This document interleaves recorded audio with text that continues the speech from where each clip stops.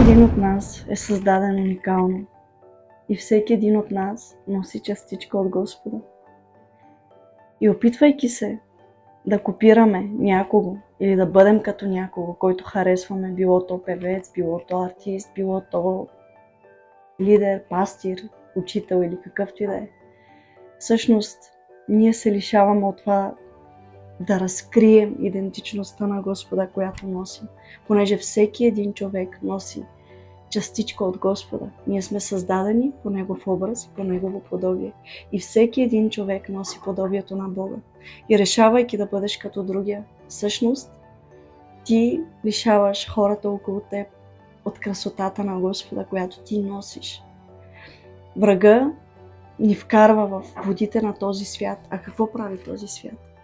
Всеки копира другия, всички са станали еднакви неща. Защо? Защото всеки е решил да копира другия, понеже е по-лесно. Но истината е такава, че Господ иска да разкрие своята красота чрез твоята идентичност. Врага идва с презрение спрямо теб, спрямо същността ти. И то е така, защото вижда образа на твоя Творец в лицето ти, в същността ти. Ето защо е важно да разберем днес, че не е нужно да копираш някого, колкото е уникален да бъде в очите ти.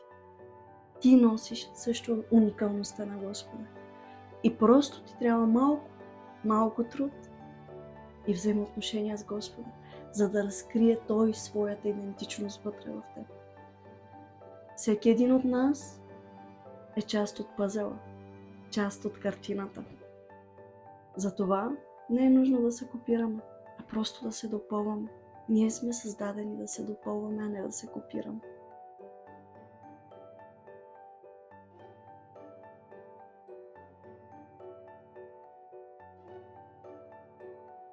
Ако това, което сте чули, ви е благословило и ви е докоснало, можете да шернете, можете да харесате, за да достигне до повече хора.